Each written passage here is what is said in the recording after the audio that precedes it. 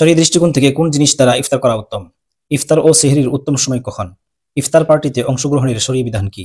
এক অসুস্থ ব্যক্তি রমজানের কিছু রোজা রাখতো, আবার কিছু ছেড়ে দিত। একদিন রোজা রাখার নিয়তে সকালবেলায় রোজা রেখে একটু পরেই ভেঙে ফেলেছে।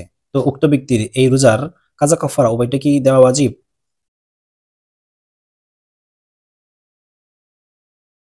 শাহিদা আক্তার জানতে চেয়েছেন যে শরীয়ী দৃষ্টিকোণ থেকে কোন জিনিস দ্বারা ইফতার করা উত্তম। সবচেয়ে উত্তম হচ্ছে খেজুর দ্বারা ইফতার করা, না থাকলে পানি দ্বারা ইফতার করা। অন্যান্য জিনিস দ্বারাও ইফতার করা জায়েজ আছে, তবে উত্তম হচ্ছে খেজুর দ্বারাই ইফতার করা, না থাকলে পানি দ্বারা ইফতার করা উত্তম। এই আব্দুল হামিদ তিনি জানতে চেয়েছেন যে ইফতার ও সেহরির উত্তম সময় কখন?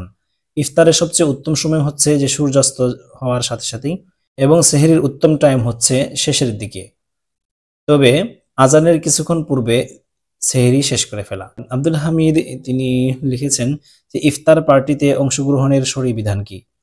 ইফতার করানো অনেক সওয়াবের কাজ এবং নেকির কাজ, তবে যদি যে সমস্ত ইফতার পার্টিতে গুনাহে কবিরার আশঙ্কা থাকে এবং এই শরীয়ী পরিপন্থী কোনো কাজ হওয়ার আশঙ্কা থাকে, তাহলে এই সমস্ত ইফতার পার্টিতে অংশগ্রহণ না করাটাই সবচেয়ে উত্তম।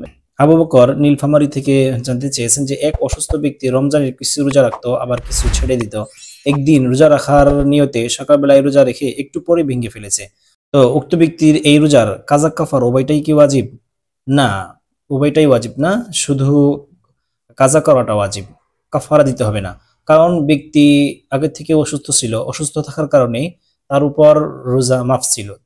অসুস্থ থাকা সত্ত্বেও তারপরও সে রোজা রেখেছে, রোজা রেখে অসুস্থতার কারণে ভেঙে ফেলেছে। তো অতএব এই ব্যক্তির জন্য শুধু কাজা করলেই হয়ে যাবে, কাফারা দিতে হবে না। তবে অসুস্থ যদি মারাত্মক পর্যায়ে যদি পৌঁছে যায়, তাহলে ওনার জন্য মাসলা এটা। আর সাধারণ কোনো অসুস্থ যদি থাকে, এই সমস্ত অসুস্থতার জন্য রোজা মাফ নেই।